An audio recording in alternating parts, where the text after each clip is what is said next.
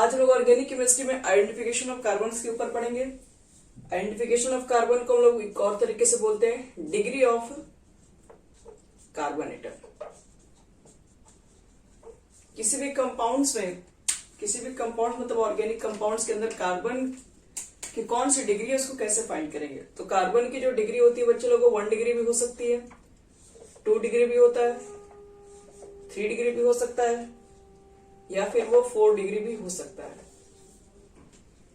1 degree को हम लोग प्राइमरी कार्बन एटम भी बोलते हैं, प्राइमरी कार्बन एटम। 2 डिग्री को हम लोग सेकेंडरी कार्बन एटम बोल सकते हैं। 3 डिग्री को हम लोग टर्शियरी बोलते हैं, टर्शियरी कार्बन एटम। 4 डिग्री को हम लोग बोलते हैं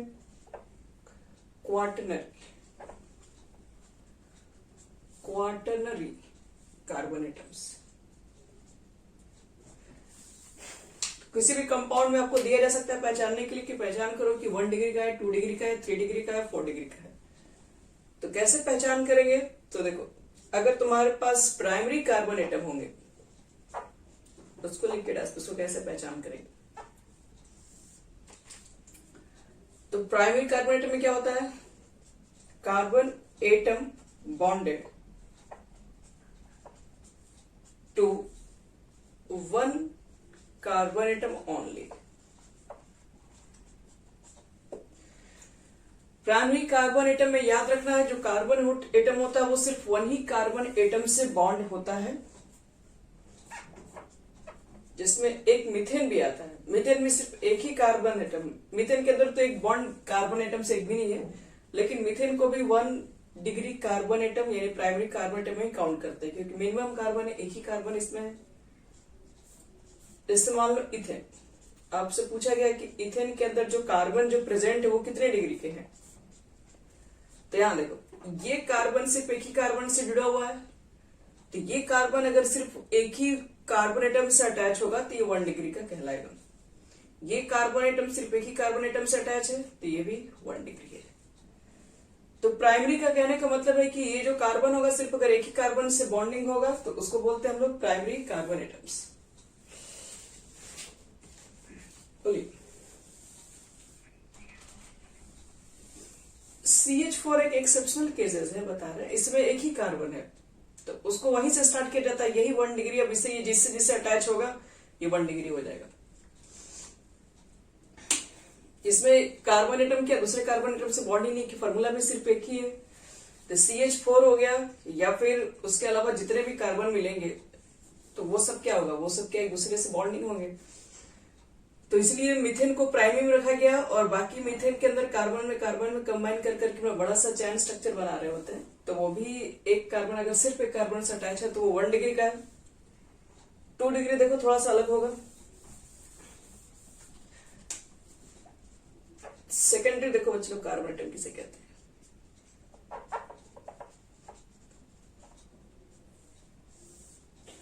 सेकेंडरी में कहा जाता है कि अगर आपके पास कार्बन एटम बॉन्डेड टू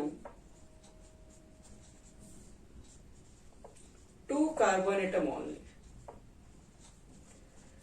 अगर एक कार्बन एटम किसी भी कंपाउंड में अलग अलग 2 कार्बन एटम से बॉन्ड हो, जैसे यहां देखो ये हो गया,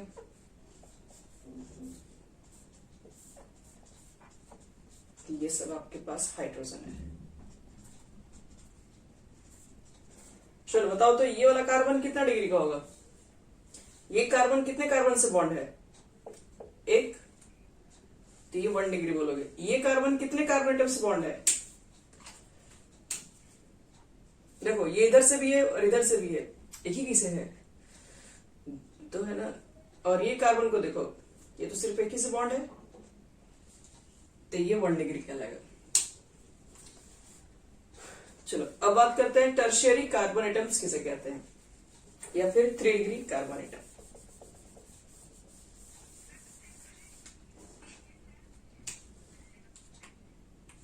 हाँ, जिसमें आपको बता दिया ना कि CH4 तो बच्चे, CH4 तो सिर्फ एक्सेप्शन हो गया ना, एक ही कार्बन है उसमें, तो बॉन्डिंग के बारे में कार्बन कार्बन आ ही नहीं सकता, उसमें तो बॉन्डिंग के carbon with hydrogen.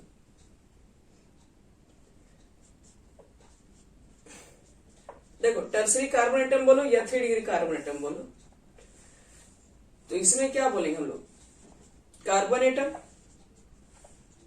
Bonded to 3 carbon atom only, यानी कि कार्बन एटम अगर 3 कार्बन एटम से बॉन्डिंग अगर होगा तो उसको बोलेंगे 3 डिग्री। जैसे एग्जांपल देखो, मान लो यहाँ पे CH3 है, यहाँ पर CH है, ऊपर में CH3, बगल में भी है CH2, इसके इधर है CH3। चलो बताओ तो ये कार्बन कितने कार्बन से बॉन्ड होगा, इस हाइड्रोजन को हटाएंगे तो ये तीनों ऊपर नीचे जाएगा, ठीक, कार्बन, हाँ, ये 1 डिग्री में आएगा। बताओ तो ये कार्बन कितने कार्बन से बॉन्ड होगा, एक ऊपर एक इधर है और एक इधर भी है और एक एच नीचे आ जाएगा, यानी कि इस कार्बन के साथ 3 कार्बन जुड़ा हुआ मिल जाएगा, ये 3 डिग्री हो गया। ये कितना डिग्री होगा, और ये चलो एग्जाम्पल लिख लो फटाफट, थोड़ा सा स्पीड में लिखते चलना सबको, फिर 4 डिग्री के बारे में बताने जा रहे हैं, मिटा रहे इसको। लिखो 4 डिग्री कार्बन एटम या क्वाटरनरी कार्बन एटम,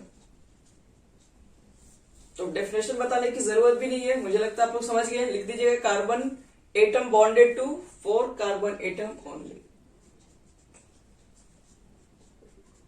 चलो तुम लोग को बताना है कौन कितने डिग्री का है, जल्दी जल्दी, और सबको बताना है बच्चे लोग, कोई जिसको मान लो कि आ भी रहा, हम बैठने की हटियाने की कोई जरूरत नहीं है, आदत डालिए बोलने का, जितना बोलिएगा उतना आपका रिवीजन होता है। चलिए इसमें बोलो कितना डिग्री फास्ट, इसमें बोलिए, इसमें यहां पे तो लास्ट बोलने की जरूरत नहीं है। चलिए अब एक क्वेश्चन दे रहे हैं, आप लोग क्या कीजिएगा, एक क्वेश्चन पूछेंगे हम, कितने 1 डिग्री के, कितने 2 डिग्री के, कितने 3 डिग्री के, सब बताना आपको है।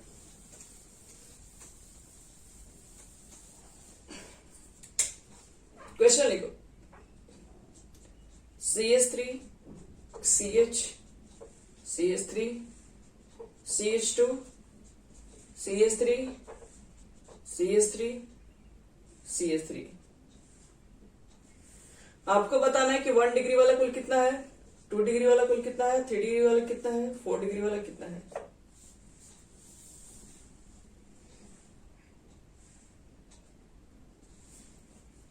चलो फास्ट,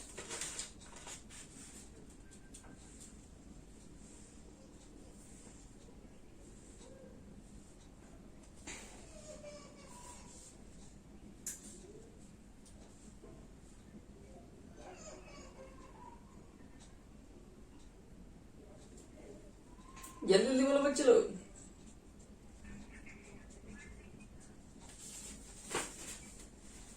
थ्री है, देखिए क्वेश्चन आया कंपटीशन एग्जाम में, एक बार फिर से चेक कीजिए।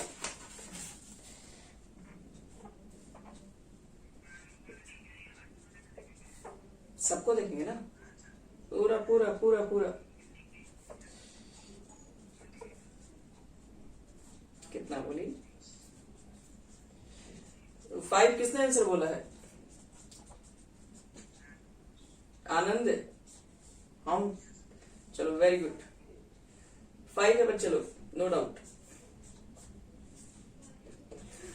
5 अगर सबको नहीं इधर दिख रहा है, 5 कैसे देखिए हम बता रहे हैं उसको। देखिए ये 1 डिग्री है, एक तो हो गया, ये तो तुम्हारा कितना हो जाएगा, 3 डिग्री हो गया, लेकिन इसके बारे में भी तो बात करो, ये कार्बन तो सिर्फ एक ही कार्बन से अटैच है, ये भी तो 1 डिग्री होगा, ये भी 1 डिग्री होगा, क्योंकि ये कार्बन सिर्फ एक कार्बन से अटैच है, ये कार्बन सिर्फ इससे अटैच है, और ये कार्बन सिर्फ इससे अटैच है, तो 1 डिग्री का कुल कितना हो गया, 5। 2 डिग्री कहाँ दिख रहा है, एक यहां दिख रहा है, और भी कहीं 2 डिग्री दिख रहा है, और कहीं नहीं है। 3 डिग्री ये वाला दिख रहा है, 4 डिग्री। चलो इसमें बताओ तो प्रत्येक कार्बन का कौन कौन सा डिग्री है, 1 डिग्री वाला कितना है, 2 डिग्री का कितना है।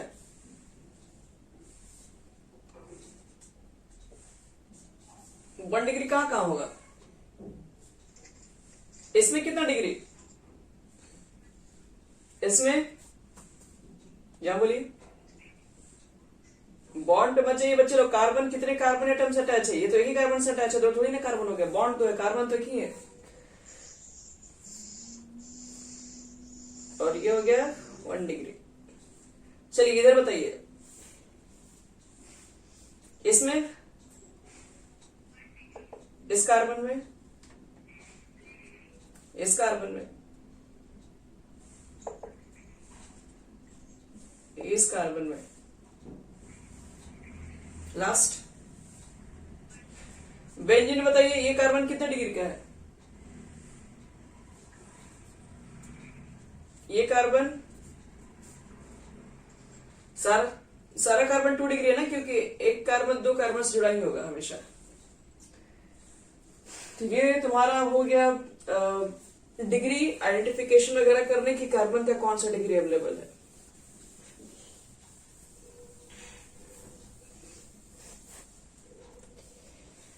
चलो चलो आगे देखो, डिग्री ऑफ हाइड्रोजन एटम बता रहे हैं आपको,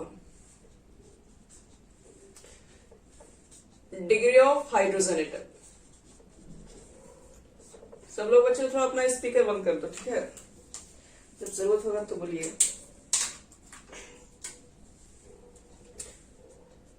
hydrogen atom do not have, hydrogen atom do not have it's on degree, on degree. It will acquire the degree of carbon atom to which it is attached.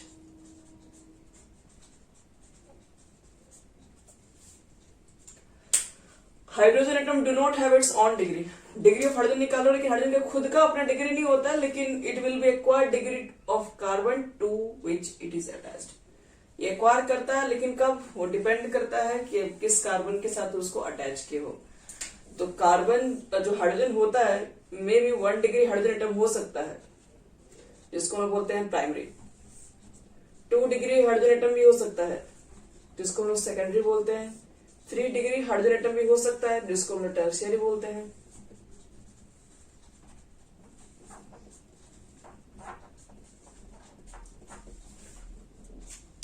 अब इसमें समझते हम लोग हैं, जैसे सपोज करो CH3 CH CH3 CH CH3 CH2 CH3, यहां पर भी CH3, 1 2 3 4 हो गया इसका। चलो अब तुम लोग को ये बताना है कि इसमें प्राइमरी हाइड्रोजन एटम कितना होगा।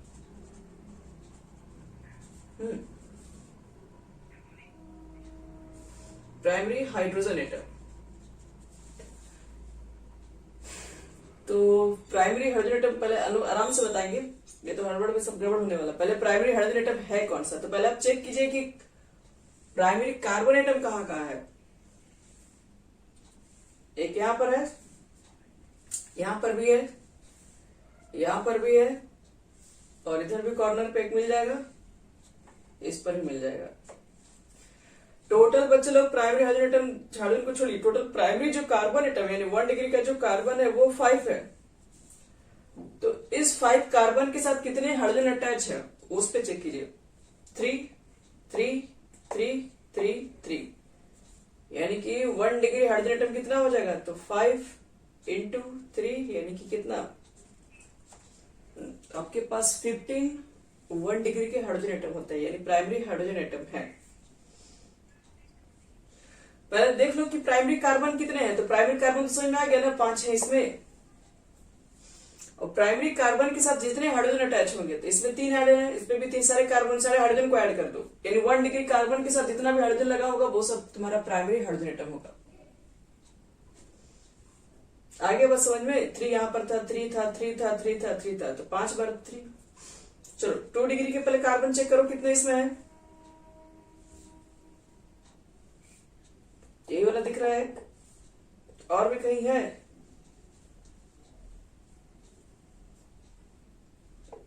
ये तो 3 डिग्री है।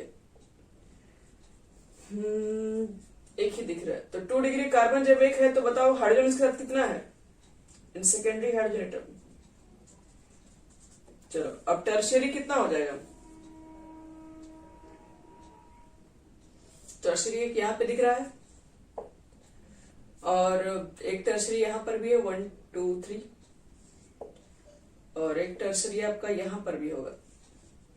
तो कितने कितने हाइड्रोजन है इसके साथ, इसके साथ 1, इसके साथ भी 1, इसके साथ भी 1, यानी कि 3 डिग्री हाइड्रोजन एटम कितना हो जाएगा 3 होगा, 3 तो है इसके साथ।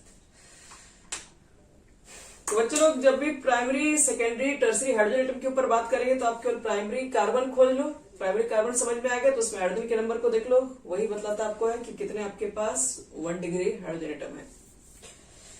चलो अब कार्बन एटम काउंट किया जाता है, हम लिखे नहीं है, बस एक्सप्लेन किए हैं।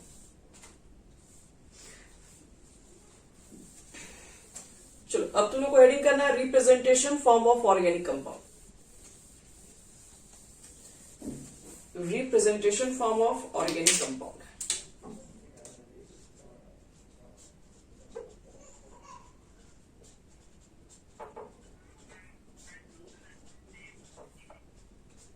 आप बताइए, हो सकता है किसमें कैसे होगा बताओ, तब तो वो सिर्फ मीथेन ही होगा, मीथेन के अलावा और कोई कार्बन एक 4 हाइड्रोजन से कभी नहीं जुड़ सकता है। मीथेन के अलावा और कोई है बताओ जिसमें एक कार्बन साथ 4 हाइड्रोजन मिल जाए।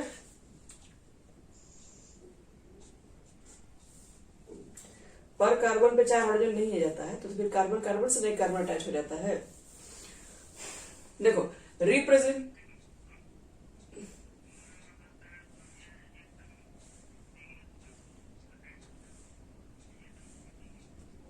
उसके पास हाइड्रोजन ही नहीं होगा, जब वो कार्बन 4 कार्बन से अटैच हो गया तो हाइड्रोजन कहां मिलेगा इसमें। आइए देखिए इसमें representation form of organic compound समझा रहे हैं, तो इसमें एक ऑर्गेनिक कंपाउंड को कैसे रिप्रेजेंट कर सकते हैं, तो पहले आपको बता रहे हैं extend form of representation, extend form of representation, या फिर इसी को बोलते हैं dash form.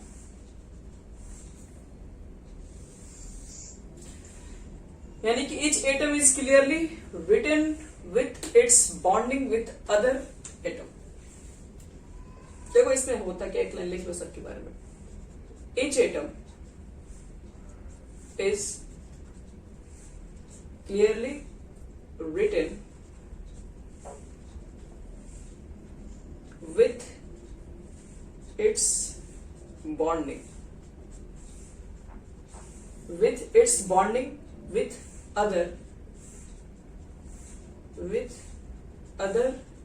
atom in the molecule। अगर तुम्हारे हाँ डैश फॉर्म में लिखा हुआ है, देखो इसके अंदर क्या होता है, इसमें कहा जा रहा है कि जो प्रत्येक एटम को होता है क्लियरली लिखा जाता है दूसरे एटम्स या मॉलिक्यूल से जो अटैच होता है उसके बॉन्ड के साथ। जैसे यहां समझो, अब जैसे मान लो कि मीथेन दिख रहा है, मीथेन में आपको क्लियरली चारों बॉन्डिंग दिख रहा है जो दूसरे एटम से अटैच है, तो इसको डैश फॉर्म बोलते हैं या एक्सटेंड फॉर्म ऑफ रिप्रेजेंटेशन भी बोलते हैं। यहां देखिए एक कार्बन दूसरे जितने भी एटम से अटैच है इसके अंदर, वो एटम के साथ अगर आपको डैश दिख रहा है, बॉन्डिंग दिख रहा है, ये बॉन्डिंग सब दिख रहा है इसमें, तो ये सबको कहते हैं डैश फॉर्म या इसको एक्सटेंड फॉर्म भी कहते हैं। बेंजीन को अगर लिख रहे हो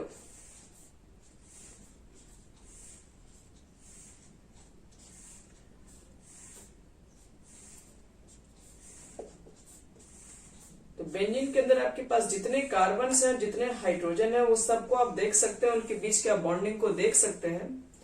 तो उसको क्या बोलते हैं? उसी को बोलते हैं हम लोग डैश फॉर्म। तो एक तो ऑर्गेनिक कंपाउंड को रिप्रेजेंट करने का ऐसे तरीका है, बुक में देखोगे तो कंपाउंड्स इस फॉर्म में भी लिखे हुए मिल सकते हैं। ये फर्स्ट मेथड है, जिसमें प्रत्येक एटम के बीच में सारे बॉन्ड आपको क्लियरली विजिबल होंगे। अगर सपोज कर लो कि ये CH3 लिखा हुआ है और ऊपर में जो CH3 है उसके बॉन्ड को भी इस तरह से ब्रेक करके, मतलब हर एक बॉन्ड को ब्रेक करके, मतलब जितने आपके पास कार्बन कार्बन होंगे, कार्बन हाइड्रोजन होंगे, सारे बॉन्ड को दिखाई पड़ेंगे। तो उस तरह के जो भी स्ट्रक्चर होगा, जो भी रिप्रेजेंटेशन होगा, उसको डैश फॉर्म कहते हैं। दूसरा होता है बॉन्ड लाइन रिप्रेजेंटेशन। सेकेंड लिखो बॉन्ड लाइन रिप्रेजेंटेशन।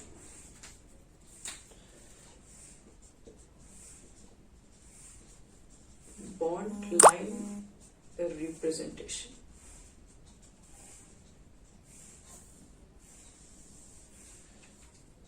इसको क्या बोलते हैं? तो बॉन्ड लाइन रिप्रेजेंटेशन लिखिए, representation in which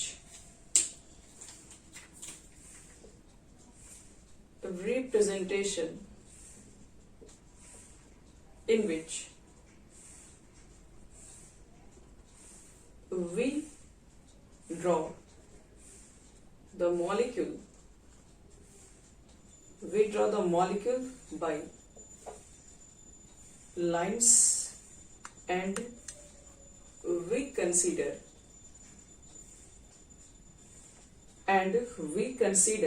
carbon atom at every joining and ending point, and carbon atom at every joining and ending point.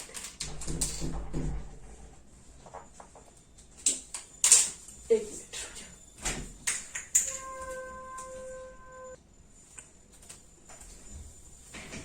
देखो इसका क्या मतलब है। जैसे मान लो तुमको क्या लिखना है, एथेन लिखना है। एथेन का क्या होता है फॉर्मूला? C2H6।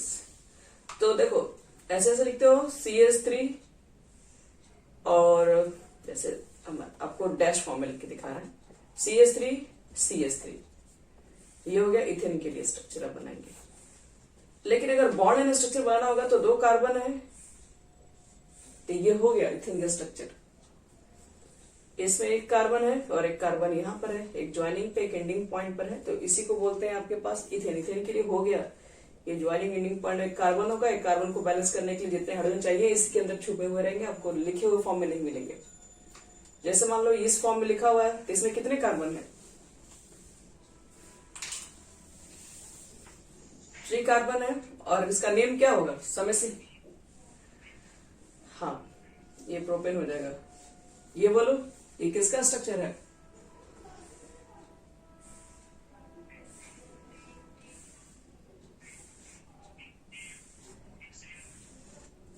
एक 2 3 4 5 हेक्सेन कहां से हो गया? 1 2 3 4 5 9। इसमें बताओ ये किसका स्ट्रक्चर होगा? 1 2 3 4, हाँ ब्यूटीन। ये किसका स्ट्रक्चर है?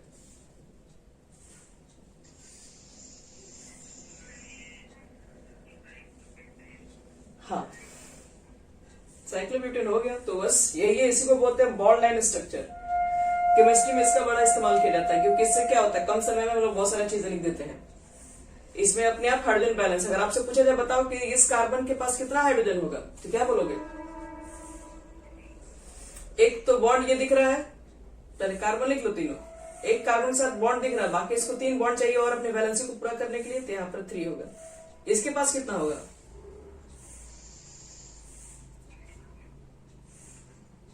और लास्ट वाले के पास यहाँ पे, हाँ तो ये सब आपको अच्छे से आना चाहिए पहचान करने।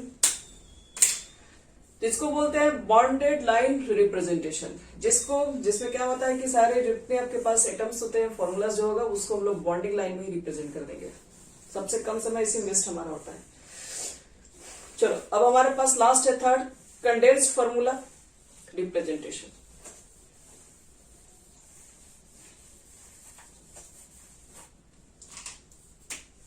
थर्ड लिखो, कंडेंस्ड फॉर्मूला रिप्रेजेंटेशन।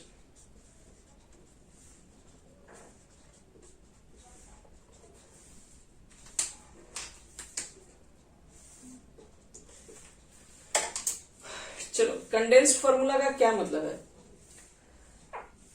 तो लिखिए, पहले लिखवा रहे हैं, लिखो तो, the condensed formula of a molecule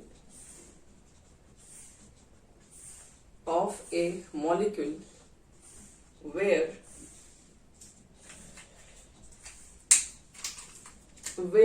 symbol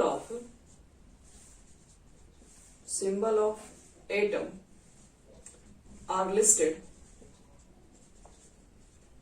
as they appear in the molecule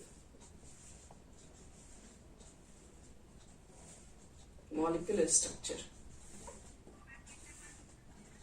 Listed as they appear in the molecule structure with bond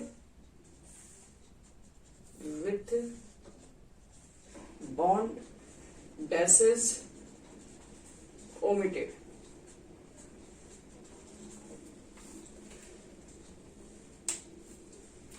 देखो इसका क्या मतलब है, काम है, listed as they appear in the molecule structure with bond dashes omitted। जैसे यहां देखो तुम लोग, ये 3 हाइड्रोजन,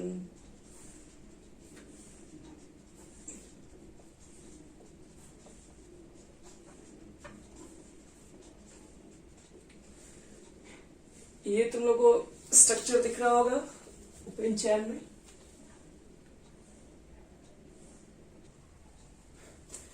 यहां देखो, यहां पर ये अभी डैश फॉर्म में सब कुछ दिख रहा है, कह रहा है उसको लिस्टेड फॉर्म में कर दो, सब बीच के डैशेस को सब कॉमिट कर दो। तो ये लिख देना CH3, इस सबके सारे बीच के डैश को हटाना होगा। CH2 सारे डैश को हटाइए, CH2 कितना हो गया, 1 2 3, फिर CH3। इसको इस फॉर्म में लिख दो, नहीं तो और चाहते हो ये चीजें बार बार रिपीटेड है तो CH2 के फॉर्म में लिख दो। इस तरीके से भी लिखे हुए मिल सकता है। तो इसी को बच्चे लोग कंडेंस फॉर्म में कहते हैं।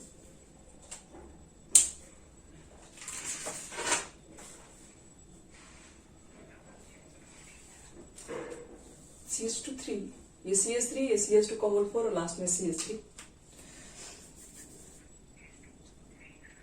हाँ, 1 2 3, अच्छा सॉरी, हाँ ये 3 है।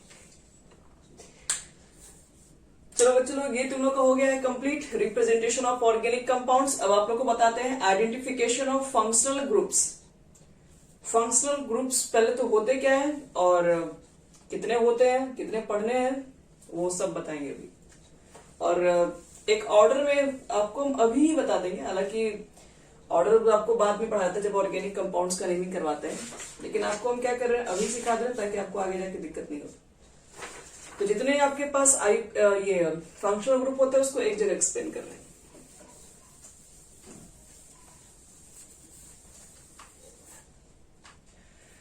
लिखो हेडिंग, आप लोग का हेडिंग ये है कि identification of functional group.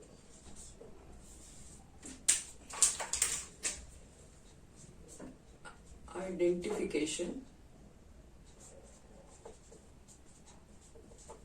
Of functional group.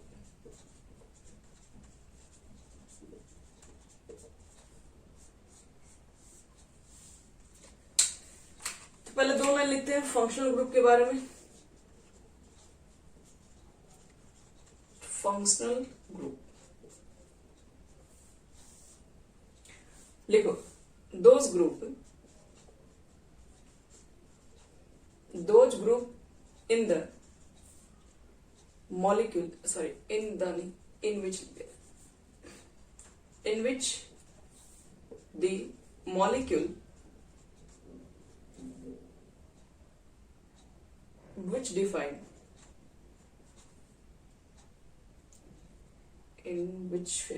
in the molecule लिखो which define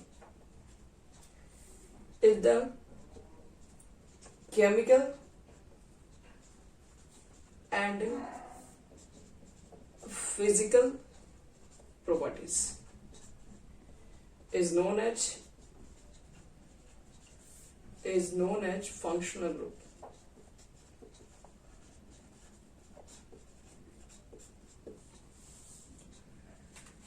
यानी कि दोस्त ग्रुप, वैसे कोई भी ग्रुप जिनको आप देख कर ही उनकी फिजिकल और कुछ केमिकल प्रॉपर्टीज का अंदाजा लगा सके, मतलब उसकी प्रॉपर्टीज को आप डिफाइन कर सकते हैं, तो उस तरह के जो भी ग्रुप प्रेजेंट होता है उसको बोलते हैं फंक्शनल ग्रुप, जिसको देखने के बाद हमें एक आइडिया हो जाएगा। जैसे फंक्शनल ग्रुप अगर हम लोग अपने देखा जाए तो हमारे कास्ट से मालूम चल जाता है। जैसे मान लो किसी के कास्ट में लगा हुआ है, क्या है, सिंह लगा हुआ, तो आदमी कहता है वो थोड़ा लड़ने वाला टाइप का है, मतलब राजपूत है, तो लड़ाई झगड़ा में आगे होगा, ये सब चीजें, मतलब ऐसे कहा जाता है। हम लोग टाइटल देख के भी पहचान जाते हैं और किससे लड़ना चाहिए किससे नहीं पहले से डिसाइड भी कर लेते हैं। तिवारी वगैरह मान लो लास्ट पे लगाया तो सोचते थोड़ा पंडित टाइप का होगा, लेकिन जरूरी नहीं है। लेकिन फिर भी बहुत सारी चीजें क्या होती है, हम लोग सिर्फ उसके बेसिस पे डिफाइन कर लेते हैं कि ये होगा तो इसके अंदर ऐसा क्वालिटी होगा। तो वो सब हमारे लिए फंक्शनल ग्रुप का काम करता है। इसके लिए फंक्शनल ग्रुप का क्या काम करता है, तो कुछ ऐसे ग्रुप है जो मॉलिक्यूल्स के अंदर लग जाएंगे तो आपको समझ में आ जाएगा कि हाँ इसकी प्रॉपर्टीज ये होगी, इससे रिएक्ट करेगा, उसके बॉइलिंग पॉइंट्स इतना होगी, ज्यादा टेम्परेचर होगा, तो मतलब ये सब चीजें डिफाइन हो जाती है। तो उसको फंक्शनल ग्रुप हम लोग कहते हैं। एग्जाम्पल में देखो क्या क्या होते हैं फंक्शनल ग्रुप में। जैसे सबसे पहला एग्जाम्पल में अभी हम बता रहे हैं, प्रायोरिटी टेबल से भी थोड़ा देर के बाद लिखवाएंगे, पहले कितने फंक्शनल ग्रुप है आप उसको पहचान लीजिए। C डबल बॉन्ड O और ये OH मिल जाए साथ में, या फिर कभी कभी ये इस तरीके से लिखा हुआ मिल जाए, कहोगे ये डैश क्या है। डैश मतलब ये कार्बन की देखिए 4 वैलेंसी अभी नहीं हुआ, 2 ऊपर है और 1 3 ही है। ये चौथा कोई भी हो सकता है, हाइड्रोजन हो सकता है, R भी हो सकता है। इसको क्या बोलते हैं, इसका एक स्पेशल नाम भी है। इस तरह के फंक्शनल ग्रुप को बोलते हैं कार्बो, और ये डैश हो गया COOH। इस तरह के फंक्शनल ग्रुप को कार्बोक्सिलिक एसिड कहा जाता है। फिर देखो S double bond OH, S देख लो 3 ठो ऑक्सीजन H, इसको सल्फोनिक एसिड कहा जाता है। ये सल्फोनिक एसिड का फंक्शनल ग्रुप है। हाँ, थर्ड नंबर देखो C डबल बॉन्ड O और यहां R मिल गया, या फिर इसको बोलते हैं COOR। इसको कहते हैं बच्चे लोग ईस्टर।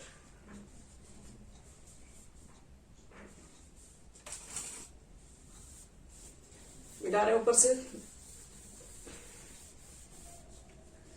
ईस्टर कहते हैं, ईस्टर ESTER ईस्टर कहते हैं। देखो 4 नंबर वाले को C डबल बॉन्ड O, बगल में है X,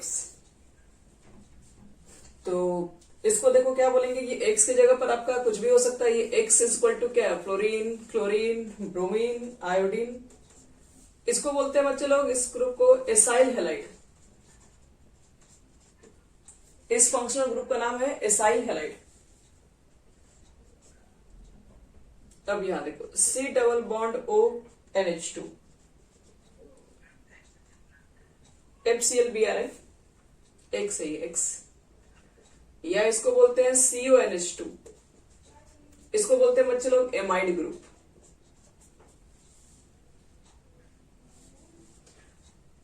अब देखो इसमें एक चीज आपको और समझाते हैं। अब यहां पर अगर मान लो कि मैंने इस H के बदले में कोई R ग्रुप रख दिया, जैसे C डबल बॉन्ड O रहेगा N रहेगा, एक H को हटा के उसके बदले में कोई हम R ग्रुप लेके आ गए, तो इसको बोलते हैं N substituted amide, N substituted TITUTED amide, N substituted amide. तुम चाहो तो यहां पर दोनों H को हटा के दो बार लगा सकते हो, NR2। इसमें आपने दो को हटाया है तो N, N लिखोगे क्योंकि आपके दोनों H को हटाया है, N, N di substituted amide.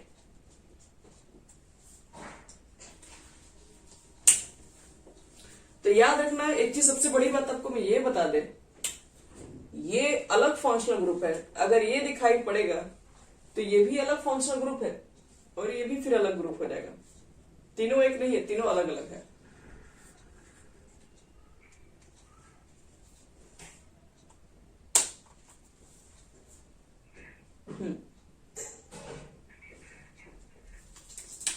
और होता है ये कार्बन में से एक हाइड्रोजन को अगर आप रिमूव, जैसे कि एल्केन होता है, एक मिनट, जैसे सपोज करो ये एल्केन है, क्या बता रहे, ये आपके पास एल्केन है, इस एल्केन में से कोई एच को क्या कर दो, हटा के इसका इलेक्ट्रॉन को फ्री करवा दो, फ्री रेडिकल्स होता है, इसी को बोलते हैं एल्काइल ग्रुप कहते हैं। और एल्काइल ग्रुप क्या है, CH3 से स्टार्ट होता है, इसके पास क्या होता है, एक इलेक्ट्रॉन फ्री रहता है, इसलिए हम लोग यहाँ पे जोड़ देते हैं इसके साथ, नाइट्रोजन के साथ बॉन्ड बना लेता है, तो इसी को R बोलते हैं। R एक्चुअल में यही होता है।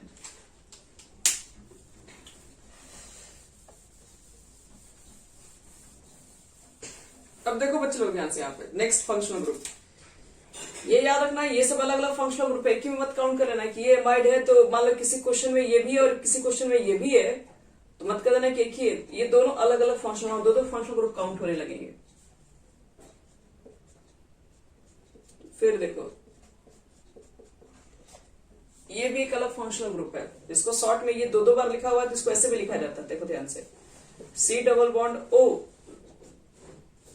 ऐसे करके आप होल्ड ट्वाइस लिख देगा और यहां पर O लिख देगा, इस तरीके से भी लिखते हैं। तो इसको बोलते हैं एसिड एनहाइड्राइड, एसिड एनहाइड्राइड। और एसिड एनहाइड्राइड अगर जानना चाहते हो बना कैसे है, तो ये दो एसिड के मॉलिक्यूल्स को लेके अगर इसमें से वाटर मॉलिक्यूल को बाहर निकाल दोगे H2O, और फिर आपस में इसको कंबाइन करोगे, तो ये वाला वैलेंसी अब यहां से जुड़ जाएगा, तो यही नहीं बन जाएगा, यहां से C डबल बॉन्ड O हो जाएगा, इसको इसमें जोड़ोगे तो ऑक्सीजन, फिर इधर आएगा तो ये ईस्टर ग्रुप, सॉरी ये एसिड एनहाइड्राइड ग्रुप होता है, ध्यान रखना।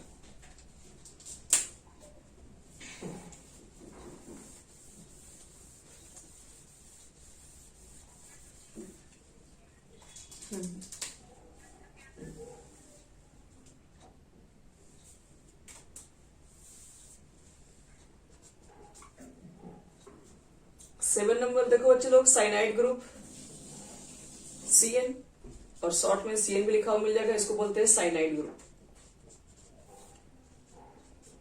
ये आपके पास है N, ये NC भी शॉर्ट में लिखा हुआ मिल जाएगा, इसको बोलते हैं आइसोसाइनाइड ग्रुप।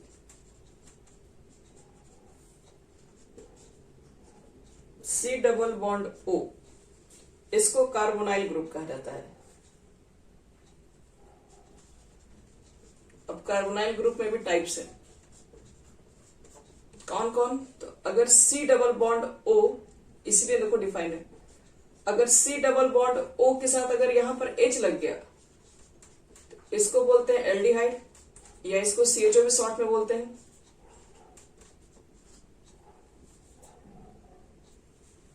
और अगर इसी C डबल बॉन्ड O के अगल बगल इधर भी R लग गया और इधर भी R लग गया, तो इसको बोलते हैं ना कीटोन,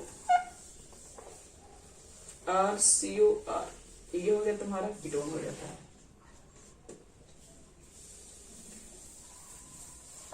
तो कार्बोनाइल ग्रुप में एल्डिहाइड भी आते हैं, कीटोन्स भी आते हैं। एल्डिहाइड कब होंगे? जब कार्बोनाइल ग्रुप का एक पार्ट हाइड्रोजन से अटैच हो जाएगा तो वो एल्डिहाइड हो जाएगा, और कार्बोनाइल ग्रुप का अगर दोनों ही पार्ट अगर एल्काइल ग्रुप से अटैच हो जाएगा तो वो कीटोन होता है। CHO शॉर्ट में देखो, अगर CHO इसी को शॉर्ट में लिखा गया है। OH का मतलब होता है बच्चे लोग अल्कोहल का ग्रुप है। अगर कहीं SH लिखता है तो बोला जाता है उसको थायो अल्कोहल कहा जाता है। अगर ऑक्सीजन सिर्फ है, बीच में अगल बगल कोई एल्काइल ग्रुप है तो इसको बोलते हैं ईथर। अगर S है बीच में, अगल बगल एल्काइल ग्रुप है, तो इसको बोलते हैं थायो ईथर।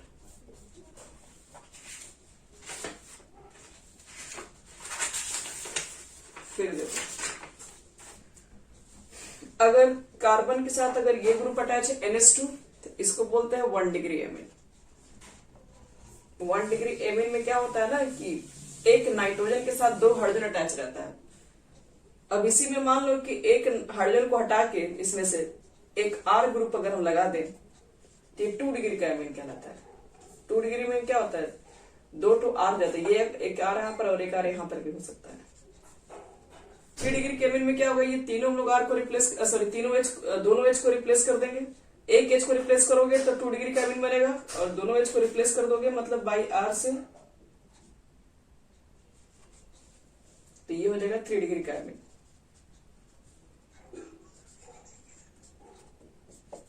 SH थायो अल्कोहल।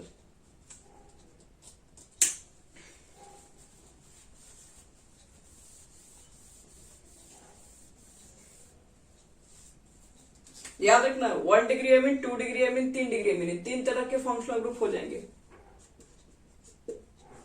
15 X मतलब हैलोजन, ये हैलोजन ग्रुप है। इसमें क्या क्या आता है, FCl, Br, I। 16 NO2, इसको बोलते हैं nitro group. 17 N double bond O, इसको बोलते हैं nitroso. 18 N double bond N, इसको बोलते हैं azo group. C double bond C, ये तो सबको पता है किस ग्रुप को क्या बोलते हैं, एल्किन।